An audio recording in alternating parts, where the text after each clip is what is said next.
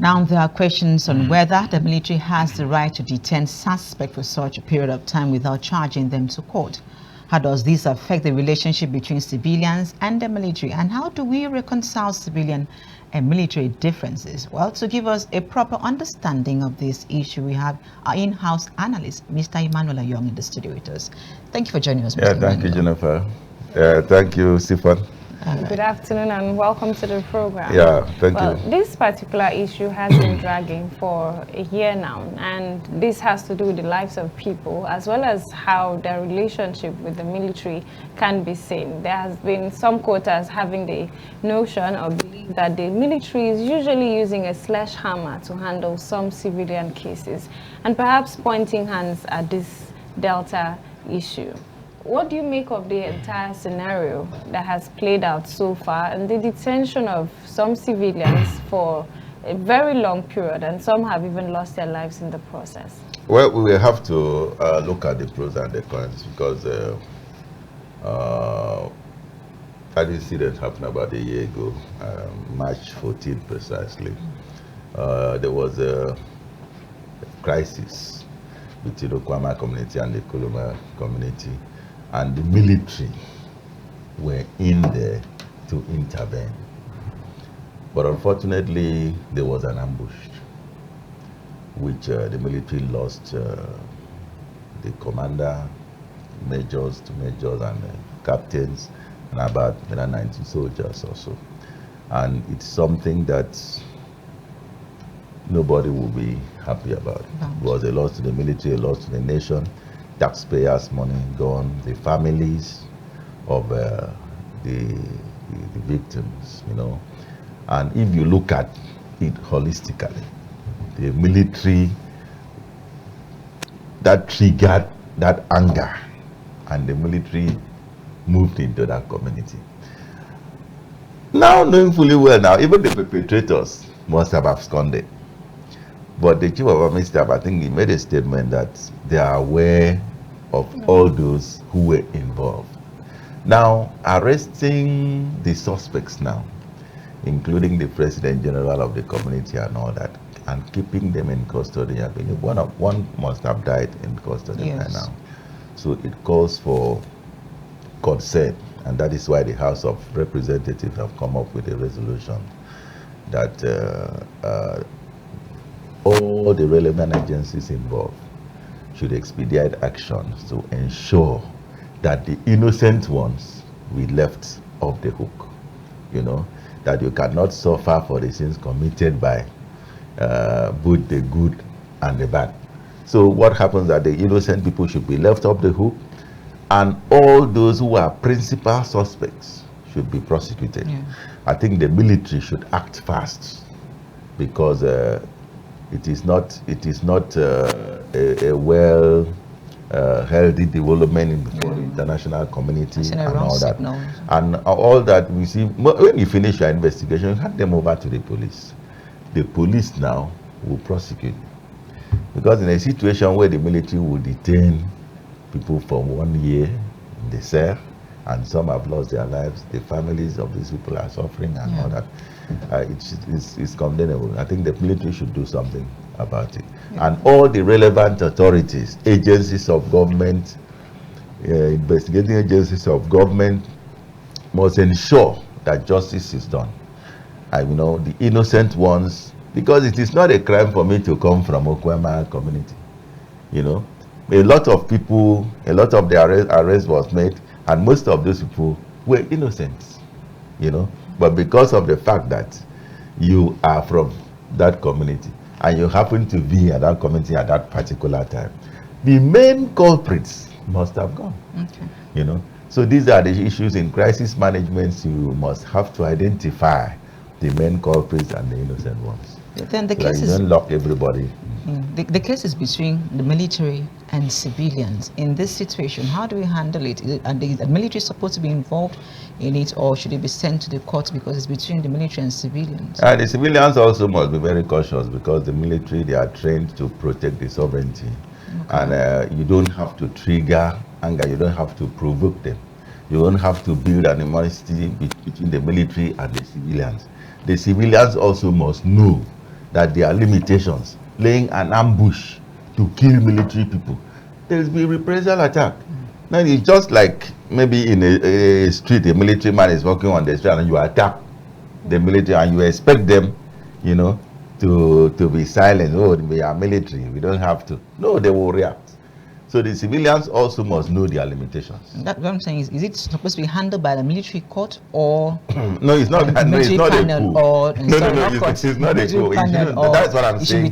That they should expedite investigation, then hand over to appropriate authorities. Let the police to carry out the go on with the investigation. But then, so far, with how the matter has been handled, do you think it has been handled properly in any way? Which matter? The resolution of the killings and also findings as well as the detention. So far, all of the activities that has had to do with the Okuama. No, the House of Representatives they are exercising their their constitutional responsibility, and I give it to them. At least somebody raised it as a matter of urgent importance, national importance in the House, a concerned representative, which is in order. So I think one thing is passing a resolution, one thing is ensuring that that resolution is given the appropriate attention that it deserves. The House should set up the machinery to follow up their resolutions, that these resolutions are carried out, you know, in the interest of the people and the nation. Okay, but also if you look at it, I know that the military were angry in this situation, going to the community and burning down. Do they actually have the right to go in and start burning people's structures at random? Because it's like, this is what actually happens most times when there is a case between the military and a civilian, maybe a particular community. They just march in and then start. Well, in law, I'm not a lawyer, but there is what they call provocation. Provocation and afterthought are two different things. You know, if you come, okay, just like somebody cocking a gun, you know, and attempting to shoot you. You know, after pulling the trigger, he discovered that the gun was on safety. He has killed you already. He has killed you. So there is that person cannot come back to you and say, I'm sorry, please forgive me. So you have to defend yourself. Yeah, you have to defend yourself. He has killed you already. So provocation, sometimes when something happens, those people, the dead soldiers, were sent on an assignment. For the good of the community. For the good of the community, for the good of the nation. And these people have their families, they have their dependents, they have their friends, they have their loved ones, even within the barracks. So on hearing such a story, you know, they just reacted. They just reacted.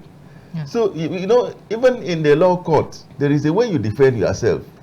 And justice we can be left the hook. You understand? But after taking some time before you come back now to react, look at it as afterthought. You know? Okay. But if you react immediately, you know, you can be left the hook. Wouldn't there have been a better way to handle this? I'm not in support that the military should go in, kill, maim, exploit, burn down and all that. But at the same time, we should act with caution. You know, laying an ambush against the military. What is their offense? In joining the army? What is their offense in joining the police?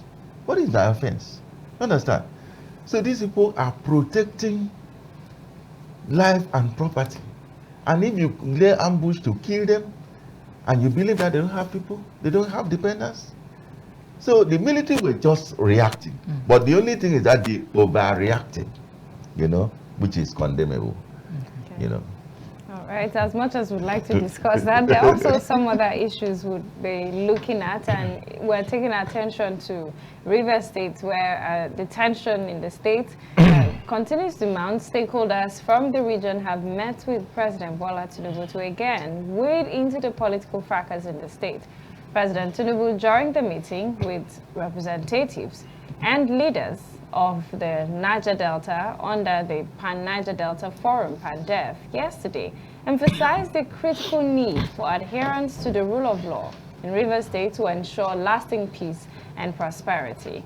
President Tinubu reiterated that respect for the judiciary is crucial in upholding democracy and fostering harmony, advising stakeholders from the region to take charge and help find a path to lasting peace in the state. King Alfred Papa Priye Amayanabo of Twombra's Kingdom and co-chairman of the Pandev Board of Trustees thanked President Tinubu for his commitment to South-South well-being, while Obong Victor Atta, former governor of Akwa Ibom State, called for further intervention in the Rivers State crisis. The political crisis in Rivers State deepened following the Supreme Court's ruling affirming Martin Samaule and 26 others as valid members of the State House of Assembly. Following the judgment, the Rivers State Assembly convened, giving the governor 48 hours to present the 2025 budget to the House, a directive that did not go down well in some quarters, with some militants threatening to launch attack on the nation's oil assets. Well, also, let's just bring you a clip from the president's meeting yesterday. I've been on it for quite some time. I've moved on it before now. I foresee this crisis festering for too long. We reach an agreement, written agreement. Both parties signed. Some leaders thought the governor of Rivers State was wrong to have signed, but they didn't implement. Where do we find ourselves today? So this is a nation of rule of law. I should not be here as the President of the Federal Republic of Nigeria if there's no rule of law. I have total confidence in our judiciary. Expectations. Human beings can make errors. But when the Supreme Court is spoken, that's it. Please go back home and help him implement those recommendations within the shortest possible time. I put the ball back in your court. Both privately, openly, I have intervened, counseled the governor. Only yesterday I told him again to conquer and not become perishable. I've given this situation enough time, enough thinking, enough consideration. We cannot falter. We will not. People of Rivers State must not suffer for the democracy that we all put together. They will not. They must be protected. Well, after that meeting yesterday, just today, the lawmakers were sitting and the governor of Rivers State, Seminalai Fubara, made a step and went to the House to meet with the lawmakers, only to be locked out of the premises. And the response from the lawmakers made it clear that the governor didn't communicate to them to inform them of his plans to arrive at the House. And also from the governor's aspect, the governor stated that he had communicated to the House, indicating that through a letter to the Speaker of the House of Assembly. Well, to still have this discussion, we still have in the studio Mr. Emmanuel Ayong. This is so much drama, and there's no other way to put it. We had expected that with the Supreme Court's ruling, things would have possibly taken a new turn, understanding that the governor needs the House of Assembly. The House of Assembly equally needs the governor. But with what is panning out, we're hopeful that there might be some peace talks. Well, I think Fubara is postponing these evil days, because as far as the Supreme Court judgment is concerned, a judiciary precedent has been set, and there is nothing you can do. The Supreme Court cannot disqualify itself. The issue of legitimacy has been put to rest. So the governor has no alternative than to work with the 27 lawmakers. But he's there. But there must be a correspondence to the House. Okay. If you want to visit the House, there must be a correspondence to the House. That this correspondence will be read by the Speaker to members of the House. That the House will now suspend its rules to invite a visitor into the House. And the House will resolve itself to a committee of the whole House. and the maze will be lowered. And there, the visitor can now go into the house. But this is a peculiar But case. in a Can't situation where you it be just go into a house meeting, you see, we have to set standards. There are rules, you know, around these things.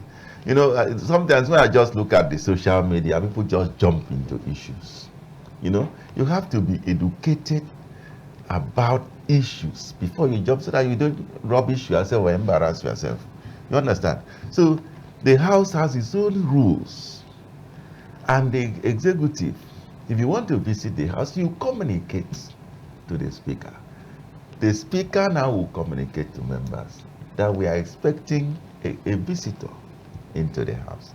So but in a situation like this, where the governor said he had communicated with the speaker, what do we make of that is what we don't just know. in the interest of the people. Of Rivers State. Yes. I think the way forward is a political solution to this matter. A political solution that the FCT minister, the governor, the entire House of Assembly, 27 lawmakers, including the other 3 or 4, should come together. The stakeholders in Rivers State should come together and find a solution. In fact, as a leader, this judgment, there is no victor, there is no vanquish. And also the House of Assembly members should not see themselves as victorious, because hearing them, what their action, their body language, you know, ever since this judgment is sacking this one, governor doing this, giving this 48 hours, then 10 hours, 2 hours. No, those are not, that is not how to move a state forward. You know, there must be an amicable resolution of issues. The governor must work with the House must work with the governor. Anything that you see that the governor is doing, oh, Your Excellency, you are not doing well. Anything that you see that should be altered, you alter. You know, within the constitutional provisions. But I don't know what their intentions are. I don't know. Probably, yeah, probably their intentions to impeach the governor, that he has violated the provisions in the constitution, that he has taken actions which is illegal, you know, against the constitution, you know, of the Federal Republic. So if their intention is to impeach the governor, then I don't think there will be peace. Do you think the governor would have gone to present the budget if they communicated in another manner? Because it's the way they sent the letter, it was like a direct... No, just send a correspondence to the House that I am coming on so and so dates and time, you know, to present a budget to the House. Now the Speaker now will receive the letter, the correspondence from the governor, and will be read to the honorable members. He said on so and so that the governor is coming to present the 2025 budget. You understand? Then by the time you arrive the House, the Speaker will come and receive you, you know. Then the rules of the House will be suspended to accommodate a visitor into the House. And the House will resolve itself. And the maze will be lowered. That is the law. Okay, now, aside from that procedure, we had earlier that the governor had invited the 27 lawmakers, which of course they turned down. What do you think the governor... Invite them online? Okay, now that's also... Not receive any correspondence from the governor. Equally the same thing the governor stated about the ultimatum. He mentioned that the ultimatum was also on social media, perhaps hour for hour. No, these are the things that I'm still saying, that the way forward for Rivers is for a stakeholders meeting to resolve all these crises. You know, they should detach their mind from whatever intentions they may have. If they want the governor to complete with them, because it is the Rivers people that are suffering. Yeah. You know, all these things that we are running up and down and all that, it is the Rivers people. Developments are being distorted and all that. So let the governor and the stakeholders, principal stakeholders, sit down, because there are people running around them. There are people who are benefiting from this crisis and will not want this crisis to end soon. And in the end, it is the governor and the minister, FCT minister, that will receive all the bullets.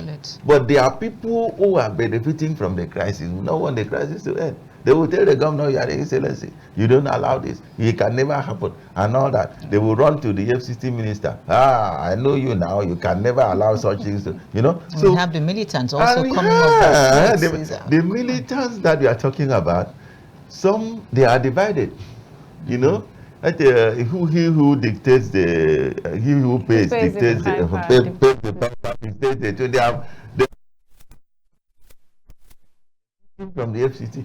So minister, some are benefiting from the governor, and they will not want this to end soon. They will act keep in dragging. the hand.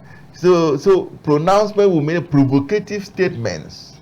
Now what we expect in Rivers State is statements that should bring unity and harmony.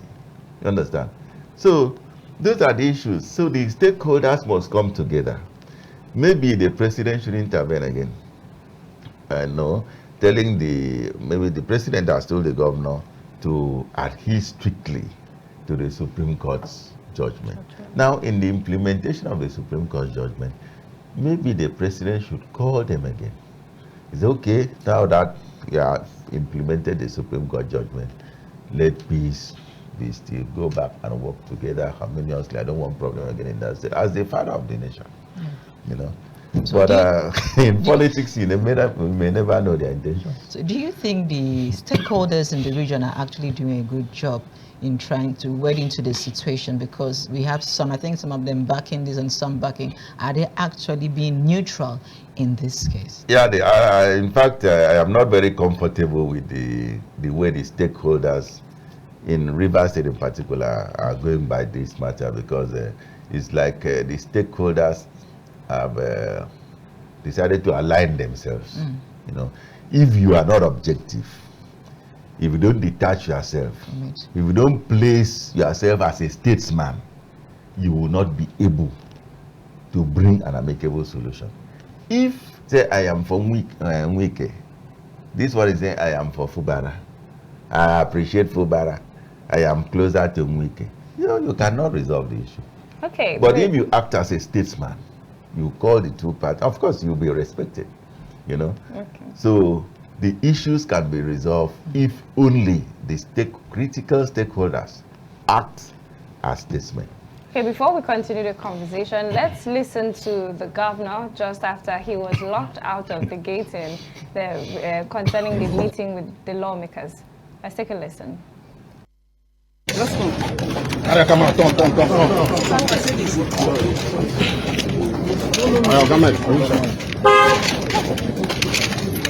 Gentlemen of the press, stop. I'm here myself this morning with members of few members of the council to comply with the Supreme Court judgment. Before my arrival, there's several attempts by phone call to reach the speaker and other members. I also did a letter personally which was transmitted to the Honorable Speaker for this particular invitation. But it's unfortunate that at the gate, you can see that the place is completely sealed and there's no sign that anything is going to happen today. The reason why we're doing this, I've always said it, is the interests of our people, which is the most important thing. Well, I don't think there's anything to worry about. Maybe they are working on their letter. I expect to hear from them maybe after this hour. Thank you. Heard. It's obvious the governor had sent a letter to the House. But then, shouldn't there be a correspondence or a response sent to the House of Assembly before you go? Or maybe he was just eager. Not eager or anxious or what. No, you see, there are administrative procedures. You communicate to the clerk of the House, you communicate to the House, then there must be a correspondence from the House back to the governor, acknowledging, accepting, that you visit them by 10 o'clock.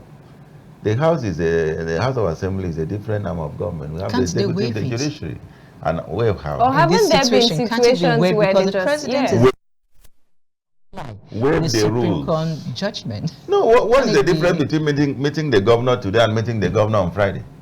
Is there any difference? There is no difference. There must be a procedural, connection. There is a correspondence between the House. There must be a correspondence between the House and the governor. The governor having anointed the House as an election, and two, they have invited me there. They have said, okay, 10 o'clock is all right. Then you go. They will be waiting for you. So he needs to rewrite a letter now and wait for they will communicate to the governor.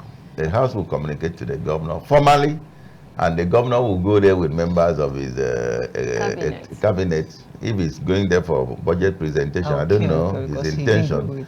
No, but if he's going there for budget presentation, it's a formal ceremony. Okay. But then, while we also may talk about the governor, don't you think in some aspects the lawmakers should perhaps be cautioned, understanding that this is the governor of the state? Yeah, well, no, they are not insulting the governor. They are just restricting themselves to the rules of the House, because the House cannot be in session now, and the governor is not just coming to sit at the gallery. The governor is coming to meet with the members of the House when the House is in session. A visitor is coming to the House, and this is another arm of government. The rules must be followed. It's just like the judiciary. Putting an injunction that the president should not go and present the budget. The legislature is a different arm of government. And the judiciary cannot interfere with the workings of the legislature. It will hamper development. The judiciary cannot give an injunction that the president should not present the budget to the legislature. Okay. So all these things, there are limitations. There are bounds. You operate within your bounds so that you don't interfere. The exact one is the executive now. Okay. Okay. Will the Speaker of the House bump in the Executive Council meeting? The Speaker. Everybody will. The same thing. Okay. The Speaker of the meeting. True. Uninvited. Indeed. Yeah. Well, as we continue to watch activities pan out and the reactions as well as inactions that will also ensue in regards to the River State crisis, we do hope that the people do not end up taking so much bulk of this crisis. We do hope that it's been resolved within the shortest possible time, because, of course, we understand that allocation to River State is on hold because of this matter. Thank you very much, Mr. Emmanuel. Yeah, thank you, Jennifer. Thank you, Stefan. Yeah, thank you. And that's where we'll draw the curtains for today's edition of the program. Thank you so much for staying with us. I am Jennifer Pius. And I am Sifon Ode. Good afternoon.